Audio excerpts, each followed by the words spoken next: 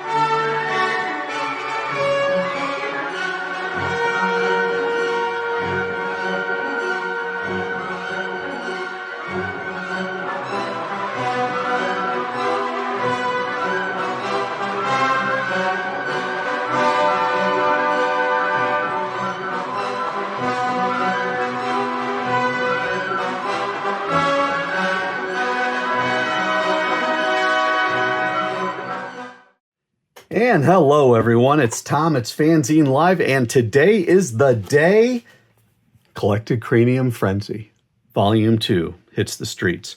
I don't have my author copies yet. This is the last of the proofs that I had made. We are covering issues 7 to 16 of Cranium Frenzy by the legendary and great American cartoonist Steve Willis, going from 1994 to 2023. And we have a foreword by Jon B. Cooke, who has a magazine called Comic Book Creator. I will read this stuff on the back to you because I think it's important. It says, covering the widest time span of the 4 books of the series, Volume 2, best showcases Steve Willis's creative development as a storyteller, featuring the oversized 10th issue. And yes, it is a big issue. I love this quote, though, that came out of an old issue of the Comics Journal when talking about Steve. It says, when Willis finds the inspiration to get to the drawing board, the results are delightful. It's a hallmark of his comics that the stories careen wildly, even randomly, but never seem aware of it. Every bizarre plot twist, every absurd image and freakish concept fit in comfortably. This is reader-friendly surrealism. That is so on point.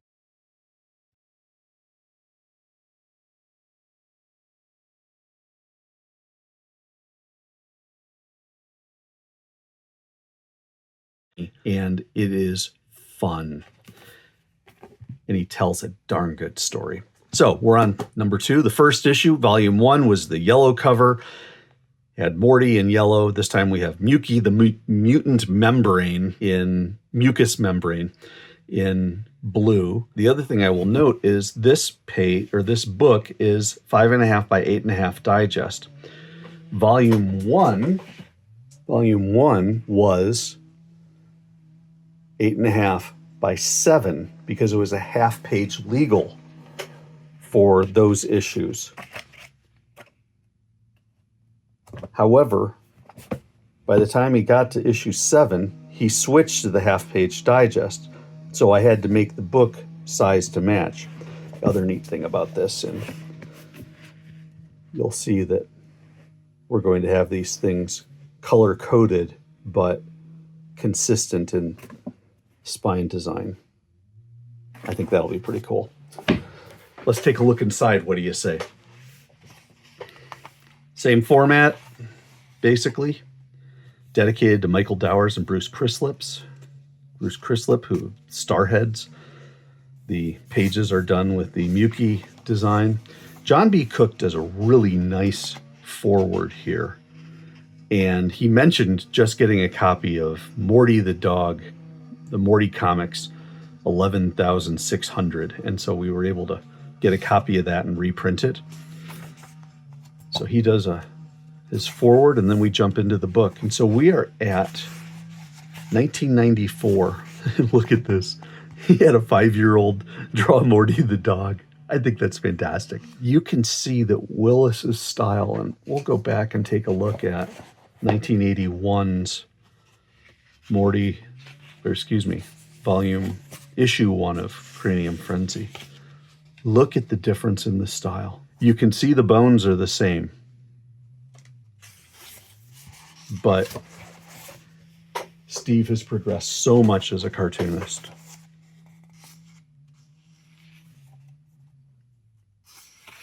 And again, every page has been fully remastered. I did it all digitally. The photocopies were often good. They got better as the years went on, but they were not great. Done everything I can to make them great.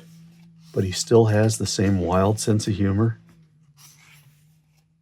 At the end of every issue of Cranium Frenzy, for the first 10 issues, so that includes issues 1 to 6 in Volume 1, and then issues 7 to 10 in Volume 2, he has the text from his blog where he did a little bit of a notes and trivia section on that particular issue of Cranium Frenzy. Then we get to issue 8. No, so we've gone from 94? Yes, 94. We've got 95 here.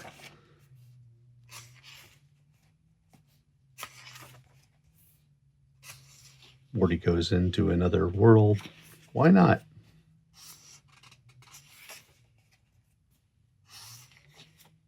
Lennon and McCartney show up because of course. And this is that the big G? Yeah, it is. That's the big G. The man upstairs. So Morty hangs out with God for a while. Cranium Frenzy 8. And this was an interesting one. He had a piece on this documentary about McCleary, Washington, where he lives.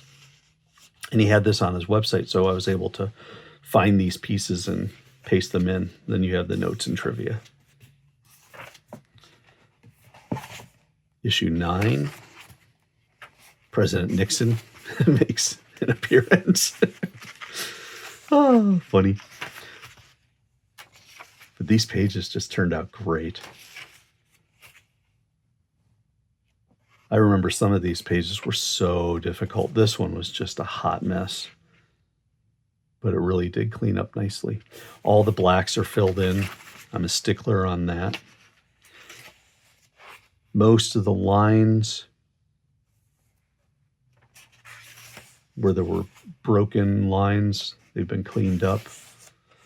We're using the same paper. This is the cream, if you will, the cheap cream paper that Amazon uses on their paperbacks. I like it more for Morty the Dog and for Cranium Frenzy than I did like their fancy white paper. And so we've stuck with that, and it looks good. It's consistent with Volume 1, and it works. This was issue... Oh, I'm sorry, 1998. And this was dedicated to the memory of Clay Geertz, a very close friend of his. One who I never met. And there's the notes and trivia with a Dick Nixon poem. Always good to have those. And then the big issue, number 10. And these are where all the breaks are in the issues. And look at how much space there is on this one. I think it's like 64 pages. And so this is his big blowout issue. And this was 2003. So we've made a huge jump from 1998. He waited 5 years to put out Cranium Frenzy number 10. And I dare say it was worth the wait. This was interesting. Steve was very intent on making sure that this kind of grainy etch type look stayed as was. And so I even started to clean it up, and he said, please go back to the way it was. So had to do some interesting touch-up work to pull that off. You can do neat things with digital technology.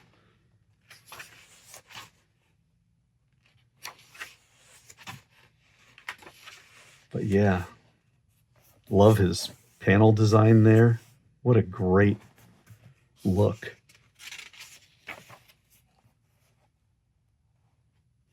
Guys running around in penguin helmets. Reprints within issue 10. He did reprints of some of his other obscuro mini comics from 1998. So he popped that in. And he does that in a couple other spots too. I love this one. Pulling the big G down from heaven. This was interesting. Everything I've done has been done with a basically straight, because Steve doesn't use tones, use a straight black, white bitmap style of editing. However, when you get to photos, you've got to do grayscale. Pulled out the grayscale and then did everything in bitmap and then turned it to grayscale, pasted this back in, and lo and behold, it works. Reprinted from Dog of Dawn, Dog of Dusk from 1985. So he's got other reprints in here as well that were part of the original. Then this is a reprint from Cranium Frenzy 2 that he put in there. A particularly funny story. And then his publishing history, the different books. And look, there were only 40 copies of the first edition of Cranium Frenzy 1. Then he did some print on demand, and then he went to the Danger Room reprint editions. Then we go to his Cranium Frenzy notes for number 10, and I did put this at the end. He says he only compiled post-release notes and trivia for the first 10 issues. So that explains now why issue 11 going forward doesn't have anything. But the artwork is great. The story is fantastic. I'm Morty, I'm Morty, I'm Morty. I'm Spartacus, I'm Morty. Oh, Steve. He also got to a more stable size. This issue was created in 2022. So we're into COVID now, and he went back to Cranium Frenzy, but he's doing them now in pretty much a stable half-page digest, 20 pages including the cover. Very simple, very straightforward, and he does that pretty much for everything going forward. Issue 12. This was another one where I had to mess around with getting the grayscale for the photos. Hey, Bob and Doug, Rod Serling, Bob Ross. Inconceivable. He's got some goodies in here. Orson Welles. The Teletubbies. I tell you, Steve has everything. Is that Inigo Montoya? Might be. Anyway. And he goes meta at times. I mean, like, look at this. Talking about the active reading that comes alive, and now he's erasing himself out of creation.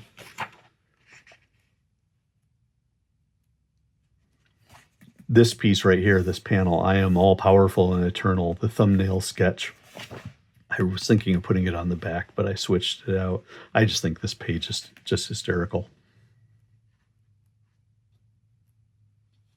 Cranium Frenzy bloopers. Then 14. In issue 14, if I recall correctly, introduces... Yes. Cranium Frenzy, issue 14, introduces perhaps Steve's classic arch nemesis. He calls her the terrorist. It's this lady. And these are based on true stories. I've actually seen a photo of this lady who looks nothing like the cartoon character.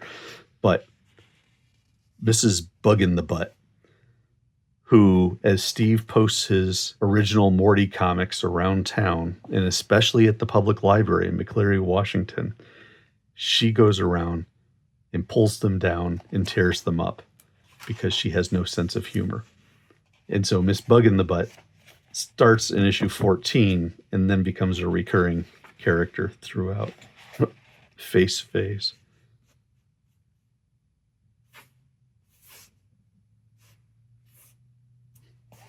Fun. Then Milton Teagle, who looks a lot like a certain exercise guru. Just incredible stuff.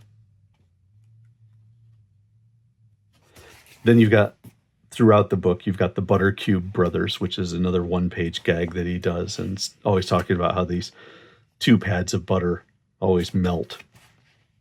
Comics for cats. Cats like squirrels. Cats like birds. Cats like fish. Cats like mice. Cats like kitty food. Okay. The Pillow Namer. Steve's work is incredible. I can't, and Buttercube Brothers show up again. I can't do it justice. And so I can only just beg you to take a look at it for yourself. A little bit about Steve. When given a choice, he will always choose listening to the music of Burt Bacharach over that of The Clash. And then issues that are going to be happening. Volume 1 and 2 are on the street right now. Volume 3 comes out on September 15th. Volume 4 comes out on November 1st. And then I'm going to put together a Cranium Frenzy reader with selections, a smaller version. Jon B. Cooke was kind enough to give us a page on his Comic Book Creator magazine, specifically the Steve Willis story. And he did this specifically for us. So you got the Steve Willis story. It's part 1. It's in Comic Book Creator number 39. In number 41, it finishes up. That's part 2.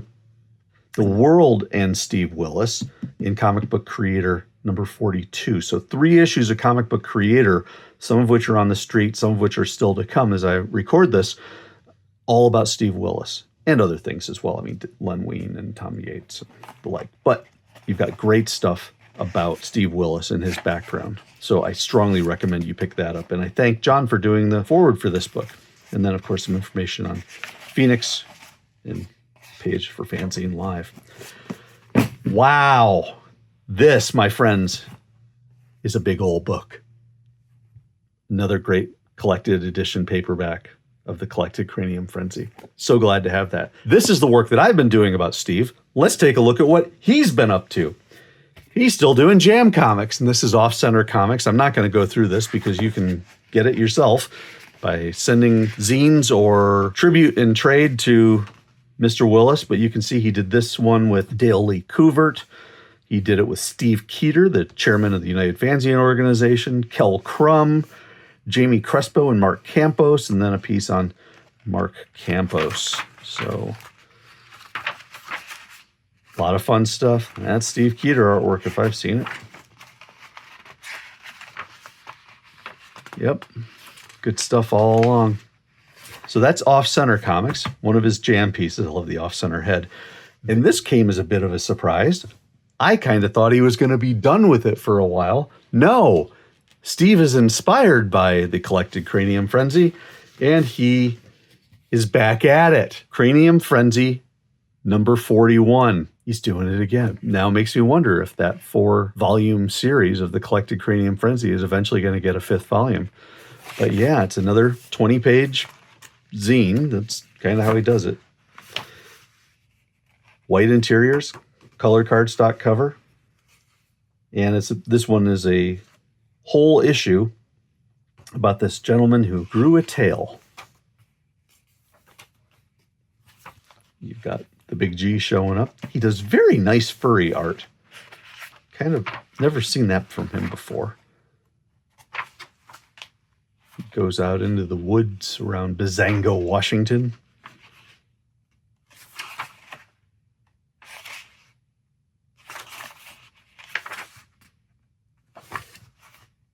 And this is about the giant tail. So, Cranium Frenzy 41, Off Center Comics, and dun, dun, dun, the Collected Cranium Frenzy Volume 2, 1994, 2023, issues 7 to 16. It's been an absolute joy making these books with Steve. He is a great guy. He is a wonderful compadre. And I am so glad to be able to share this information and these crazy, fun stories and artwork with you. So let's leave it with this.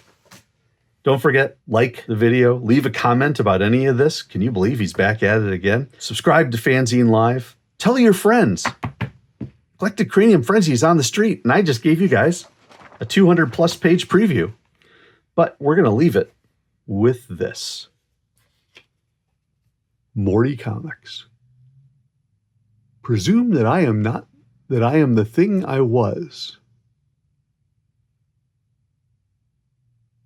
Original piece. And then the other one he did here.